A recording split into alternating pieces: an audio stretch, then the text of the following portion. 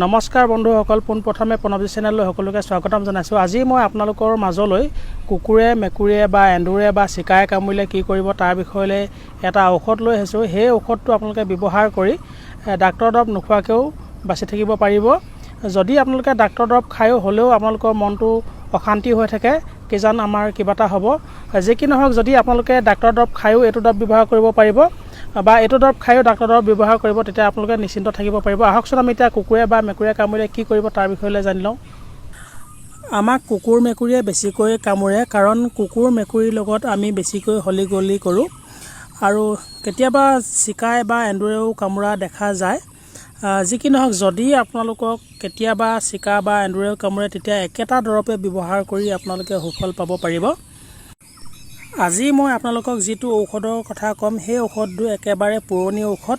আমি বহুত দিনৰ পৰা সেই ঔষধটো ব্যৱহাৰ কৰি আহিছোঁ আৰু মোকো কেইবাবাৰো কুকুৰে কামোৰাত মই এই ঔষধটো ব্যৱহাৰ কৰি আহিছোঁ আৰু ডাক্তৰৰ দৰৱ একেবাৰে ব্যৱহাৰ কৰা নাই। গতিকে এই দৰৱটো একেবাৰে প্ৰমাণিত বুলি ক'ব পাৰি। এতিয়া আপোনালোকক মই দেখুৱাব হেতুকে এইজোপা বন ভালদৰে চাই লওক। এই বনজোপা হৈছে লেহেতী বন। সকলোৱে চিনি পায়, শাক চব্জি কৰি খায়। এই লেহেতী বন আপোনালোকে এমুঠিমান ভালদৰে বুটলি শুকুৱাই থ'ব লাগিব। এই বনবিধ আহাৰ মাহৰ পৰা শাওণ ভাদ মাহলৈকে ওলায় আৰু খুব সোনকালে বুঢ়া হৈ মৰি যায়। গতিকে আপোনালোকে এই সময়খিনিতে এই ঔষধটো সংৰক্ষণ কৰিব লাগিব। আৰু এজোপা বন আপোনালোকক চিনাকি কৰাই দিছোঁ। এই বনজোপা ভালদৰে চাই লওক, পথাৰতে ওলায়, একে সময়তে ওলায়। এই বনজোপা হৈছে কুহিলা বন। আপোনালোকে ভালদৰে চাই লওক। এই কুহিলা বনৰ ছাল আপোনালোকে অৰুৱাব লাগিব। অলপমান ছাল অৰুৱাই আপোনালোকে ঠিক একেধৰণে শুকুৱাই থ'ব লাগিব। আপোনালোকে যিমান পৰিমাণে শুকুৱাব বিচাৰে সিমান পৰিমাণৰ লৈ পিনে শুকুৱাব পাৰে। এই দুইবিধ বন আপোনালোকে আপোনালোকৰ হিচাপৰ মতে বুটলি আপোনালোকে ভালদৰে ৰ'দত শুকুৱাই প্লাষ্টিকৰ বৈয়াম এটাত ভালদৰে সংৰক্ষণ কৰি ৰাখিব পাৰিব। বেলেগ বেলেগকৈ ৰাখিলে আপোনালোকৰ চিনি পোৱাত সুবিধা হ'ব। তাৰপিছত আপোনালোকে কি কৰিব লাগে আপোনালোকক কৈ যাম, আপোনালোকে ভালদৰে কথাখিনি শুনি যাব। দুইবিধ বন শুকোৱাৰ পিছত এই ঔষধটোৰ কাৰণে উপযোগী হৈ পৰিব। তাৰ পাছত আপোনালোকে সেই শুকান বন দুইবিধৰে 1 লিটাৰ বটল এটাৰ মুখনি এখনত ডেৰ ভাগ মানকৈ কুটি ল'ব লাগিব।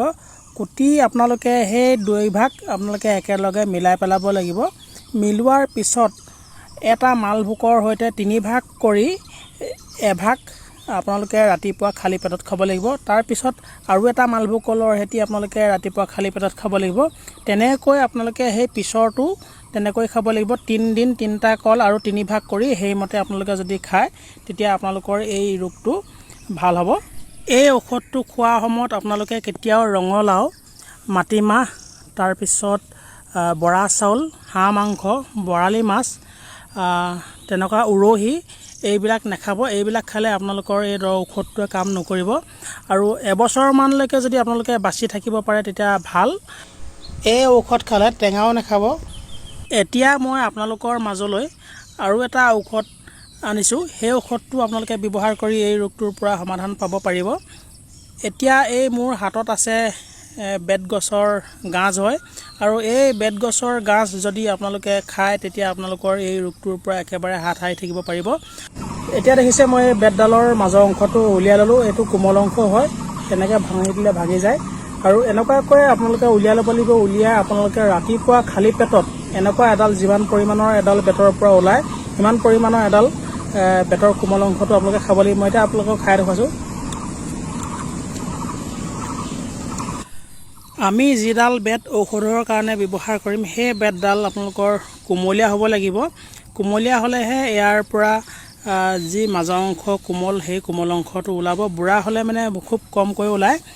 গতিকে আপোনালোকে খুব কুমলীয়া 3 ফুটমানৰ ওখৰ এটা বেত গাজ কাটি ল'ব। তাৰপিছত আপোনালোকে সেই বেত গাজটোৰ পৰা গাজ উলিয়াই পিনে আপোনালোকে ৰাতিপুৱা খালী পেটত এটাকৈ গাজ খাব। এনেকৈ 3 দিন 3টা যদি আপোনালোকে গাজ খায়, তেতিয়া আপোনালোকৰ কেতিয়াও এই ৰোগটো হোৱাৰ সম্ভাৱনা নাথাকে। আজি মই আপোনালোকক যিকেইটা ঔষধৰ বিষয়ে ক'লোঁ, সেই ঔষধকেইটা আপোনালোকে শাক চব্জি বনায়ো খাব পাৰিব। বিশেষকৈ লেহেতী বনটো আপোনালোকে চব্জি বনাই খায় আৰু তেনেকৈ খাই থাকিব। আৰু গাঁজটোতো সকলোৱে খায় আৰু এই গাঁজটো যদি খাই থাকে তেতিয়া আপোনালোকৰ কেতিয়াবা যদি অকস্মাতো কিছুমান মেকুৰীয়ে বা কুকুৰে আঁচুৰে তেতিয়া এই ঔষধটো নোখোৱাকৈ আপোনালোকে সেইকেইটা খাই থাকিলে আপোনালোকৰ এই ৰোগটো নহয়। আপোনালোকে ব্যৱহাৰ কৰিব। বন্ধু বান্ধৱীসকল, আজি এই ভিডিঅ'টো কেনে লাগিল ক'ব আৰু পুনৰ এটি ভিডিঅ'ত আকৌ লগ পাম। ভিডিঅ'টো শেষলৈকে চোৱাৰ কাৰণে সকলোলৈকে ধন্যবাদ। জয় অসম।